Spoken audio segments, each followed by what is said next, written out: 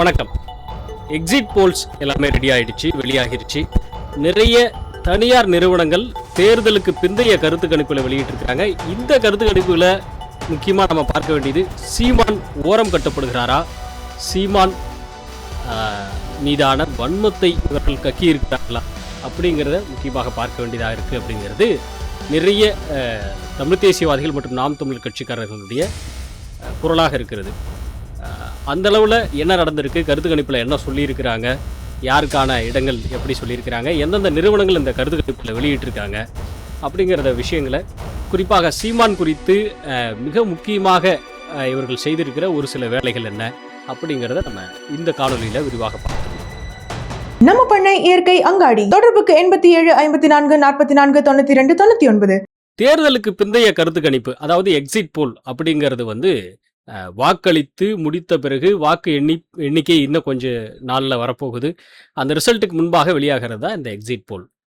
பொதுவாக இந்த போலிங் அப்படிங்கிற, எப்படி ஓட்டு போடுறோமோ அது போன்று மக்களுடைய கருத்து கணிப்பை கேட்கக்கூடிய இந்த விவகாரம் அப்படிங்கிறது 3 இடங்களில் நடக்கும். ஒன்று தேர்தலுக்கு முன்பாக ப்ரீ போல் அப்படின்னு சொல்லி நடக்கும். அதே போன்று தேர்தல் முடிந்த உடனே ஒரு போலிங் நடக்கும். அது நம்ம அதிகாரப்பூர்வமாக அதை யாரும் வெளியிடுவதற்கு தேர்தல் ஆணையம் அனுமதிக்காது.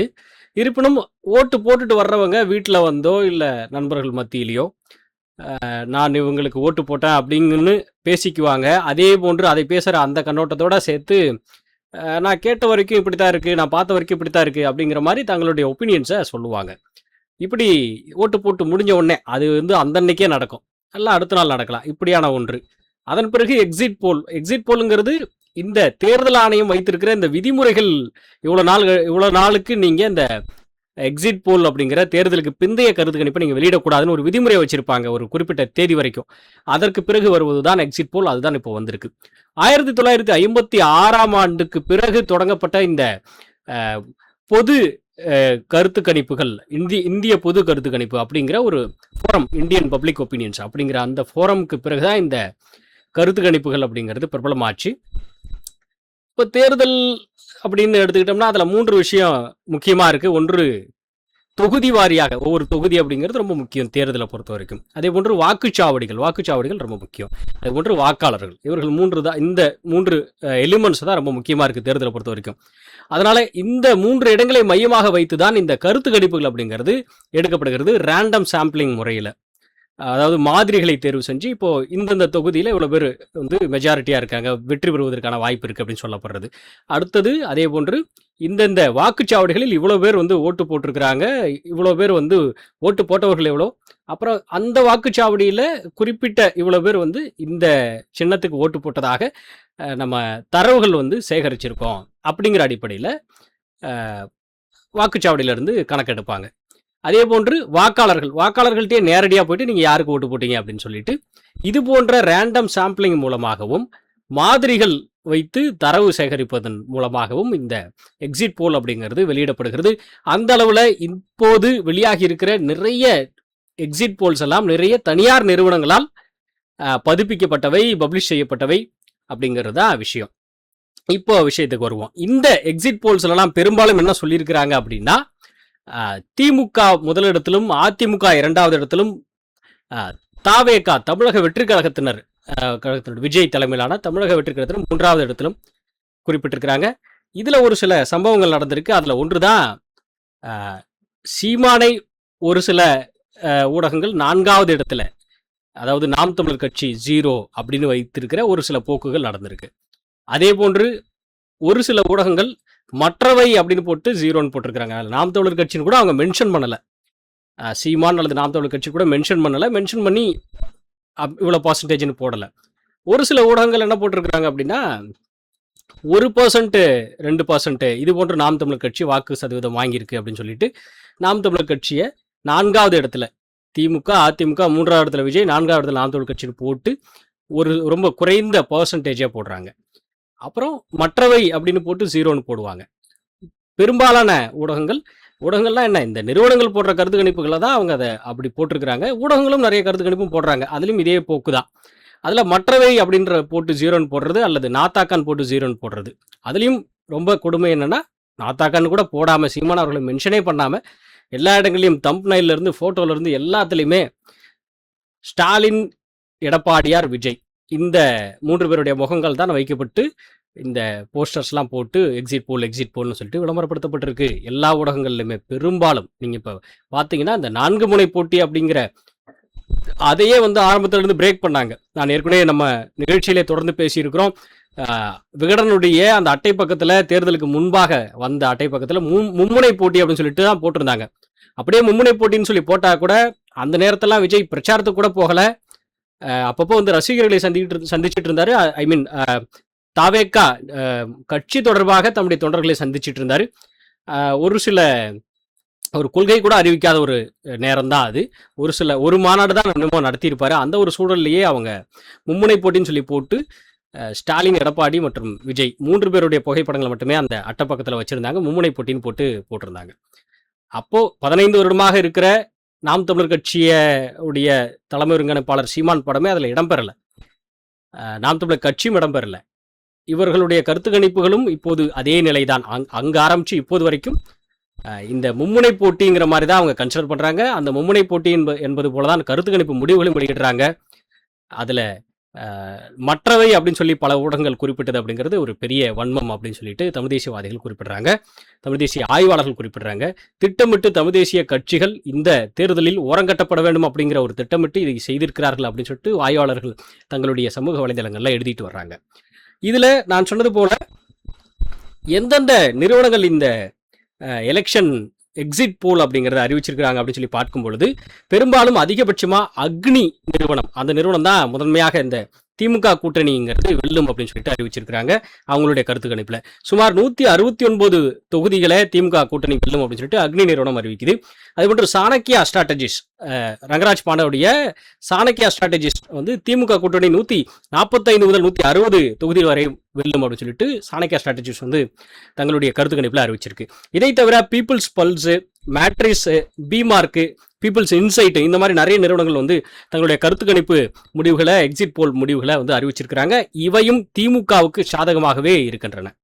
இதை தவிர CNN நியூஸ் 18, JVC இந்த நிறுவனங்களுடைய கருத்து கணிப்புகள் பார்த்தோம்னா எடப்பாடியார் தலைமையிலான அதிமுகவுக்கு, அதாவது NDA கூட்டணிக்கு சார்பாக இவர்களுடைய கருத்து கணிப்பு அப்படிங்கிறது இருக்கு. காங்கிரஸுடைய மல்லிகார்ஜுனா கார்கே வந்து அவர் சொல்லியிருக்கும் பொழுது பெரும்பாலான இடங்களில் காங்கிரஸுக்கு நல்ல ஒரு ஸ்கோப் வந்து கிடைச்சிருக்கு. அசாமில் கொஞ்சம் ஒர்க் பண்ணணும், அதே போன்று மேற்கு வங்கத்தில் கொஞ்சம் ஒர்க் பண்ணணும் அப்படின்னு சொல்லியிருக்காரு. மேற்கு வங்கத்திலாம் வந்து கொஞ்சம் நம்பிக்கை இருக்குது அப்படிங்கிற மாதிரி சொல்லியிருக்காரு. நம்பிக்கை இருக்குன்னா நாங்கள் இப்போ உள்ள நுழையிறோம், வேறுன்றோம், கால் ஒன்றும் அப்படிங்கிறதுக்கான நம்பிக்கை இருக்கு அப்படின்னு சொல்லிட்டு அவர் சொல்லியிருக்கிறாரு. கேரளாவை பொறுத்த வரைக்கும் பினராயி வந்து தொடைத்தரு எறியப்படுவார், ஒரு பெரிய அபாயம் அவருக்கு இருக்குது அப்படிங்கிறது பதிவாகியிருக்கு. ஸோ அந்த வகையில் தமிழ்நாட்டை பொறுத்த வரைக்கும் நம்ம பேசுகிற இந்த கருத்து கணிப்பு முடிவுகள் இருக்குது. நான் சொன்னது போல் CNN நியூஸ் 18, JVC நிறுவனங்களுடைய கணிப்புகள் அதிமுகவுக்கு சாதகமாக இருக்கின்றன. இந்த நியூஸ் 18 வந்து 114 முதல் 124 வரைக்கும் அதிமுக கிடைக்கும்னு சொல்லியிருக்கிறாங்க. அதே போன்று JVC 128 இருந்து 147 தொகுதிகள் வரைக்கும் அதிமுக ஸ்வீப் பண்ணும் அப்படின்னு சொல்லியிருக்கிறாங்க. இப்போது அதிமுக கூட்டணி இப்படியாக வெல்வதற்கான வாய்ப்புகள் இருக்கு அப்படிங்கிறத இவங்க சொல்லியிருக்கிறாங்க. அதே போன்று ஆக்சிஸ் மை இந்தியா இன்றைய தேதியில மிகவும் ட்ரெண்டாகி இருக்கிற ஒரு கருத்து கணிப்பு நிறுவனம் தான் ஆக்சிஸ் மை இந்தியா. என்ன காரணம்னா இவர்கள் மட்டும்தான் ரொம்ப யூனிக்கா இருக்கு, இவங்களுடைய எக்ஸிட் போல் ரிசல்ட் வந்து ரொம்ப யூனிக்கா இருக்கு. என்ன சொல்லியிருக்கிறாங்க அப்படின்னா, ஸோ இந்த நிறுவனம் என்ன செஞ்சிருக்காங்க அப்படின்னா, தமிழக வெற்றி கழகத்தினுடைய தலைமையில், அதாவது விஜய் தலைமையிலான தமிழக வெற்றி கழகம் அவர்களுடைய தலைமையில் ஆட்சி அமையும் அப்படின்னு சொல்லிட்டு அவங்க இந்த நிறுவனம் குறிப்பிட்டிருக்கு. ஆக்சிஸ் மை இந்தியா அப்படிங்கிற இந்த நிறுவனம் தான் நான் சொன்னது போல இன்னைக்கு ட்ரெண்டிங். இந்த நிறுவனத்தில் உடைய மிக முக்கியமான விஷயம் என்ன அப்படின்னா, இவர்கள் விஜய் வந்து ஆட்சி அமைப்பார் அப்படின்னு சொன்னதோட அவர்கள் விஜய்க்கு கொடுத்திருக்கிற அந்த சீட்டு எவ்வளோ இடங்களே அவங்க வந்து ஜெயிப்பாங்கன்னு சொல்லியிருக்கிறது இன்னும் ஆச்சரியப்படுத்தி இருக்குது. இவர்களுடைய முடிவுகளின்படி 98 முதல் 120 இடங்களை வந்து திமுக மன்னிக்கணும், இவர்களுடைய முடிவுபடி 120 இடங்கள் வரை தாவேக்கா பெறும் அப்படின்னு சொல்லிட்டு சொல்லியிருக்கிறாங்க. அதாவது 98 இருந்து 120 இடங்கள் வரைக்கும் தமிழக வெற்றி கழகம் தமிழ்நாட்டில் இந்த சட்டமன்ற தொகுதியில் ஸ்வீப் பண்ணும் அப்படின்னு சொல்லிட்டு இவங்க சொல்லியிருக்காங்க. திமுக 2வது இடத்துல இவங்க வச்சிருக்கிறாங்க. திமுக வந்து 92 இருந்து 110 இடங்களை வெல்வதற்கு வாய்ப்பு இருக்கு அப்படிங்கிறத இவங்க கருத்து கணிப்பு முடிவுகளை தெரிவிச்சிருக்கிறாங்க. அதாவது விஜய் தொடர்ச்சியா ஒன்று சொல்லிட்டு இருந்தார் இல்லையா, திமுகவுக்கும் விஜய்க்கும், அதாவது தாவேகாவுக்கும் திமுகவுக்கும் தான் போட்டியே அப்படின்னு. அதை இவர்கள் வந்து கருத்து கணிப்புல பிரதிபலிக்கிற வகையில இந்த கருத்து கணிப்பு முடிவுகளை வெளியிட்டு இருக்காங்க. போட்டியே தாவேகாவுக்கும் திமுகவுக்கும் தான். அதனால முதலிடத்துல தாவேகா இருக்கு, 98ல இருந்து 120 வரைக்கும் தொகுதிகளை தாவேகா வெல்லும். இரண்டாவது இடத்துல திமுக இருக்கு, 92ல இருந்து 110 இடங்கள் வரைக்கும் இந்த திமுக வெல்லும் அப்படின்னு சொல்லிட்டு இவங்க தெரிவிச்சிருக்கிறாங்க. கிட்டத்தட்ட இவர்கள் 2 பேருக்குமான அந்த தொகுதி விகிதாச்சாரங்கள் ஒரு 10 தொகுதி தான் வந்து இழுபறியில் இருக்கு. ஆனாலுமே முதலிடத்துல தாவேகா, இரண்டாவது இடத்துல திமுக அப்படின்னு வித்தியாசமா வச்ச ஒரே போலிங் கருத்து கணிப்பு அப்படிங்கிறது இந்த நிறுவனம் கொடுத்திருக்கிறதா. அப்போ நான் சொன்னது போல மற்ற ஏனைய நிறுவனங்களுடைய கருத்து கணிப்புகளை பார்க்கும் பொழுது இந்த ஒரு நிறுவனம் மட்டும் விஜய் சிஎம் ஆவாரு, முதலமைச்சர் ஆவாரு அப்படிங்கிற ஒரு விஷயத்தை இவங்க வெளியிடுறாங்க. ஸோ மற்ற கருத்து கணிப்பு முடிவுகளின்படி திமுக வெல்வதற்கான வாய்ப்புகள் இருப்பதாக அவர்கள் சொல்லியிருக்கிறாங்க. கிட்டத்தட்ட அந்த நிறுவனங்களை பொறுத்த வரைக்கும் திமுகவுக்கும் அதிமுகவுக்குமான அந்த விகிதத்தை அப்படியே திமுக எந்த அளவுக்கு எவ்வளவு தொகுதிகளை வெல்லுமோ அதில் அப்படியே 50% தொகுதிகளை அதிமுகவுக்கு கொடுக்குறாங்க. அந்த அதிமுகல இருந்து மறுபடியும் 50% தொகுதிகளை திமுகவுக்கு கொடுக்குறாங்க, மன்னிக்கணும் தாவேகாவுக்கு கொடுக்குறாங்க. அதுவும் 50% கூட கிடையாது. இப்போ அதிமுக 60 இடங்கள்னா தாவேகா 20 இடங்கள், அதிமுக 80 இடங்கள்னா தாவேகா 24 இடங்கள். இந்த மாதிரி ஒரு அளவுல மற்ற நிறுவனங்கள் வந்து கருத்து கணிப்புகள்ல முடிவுகள்ல தெரிவிச்சிருக்கிறாங்க.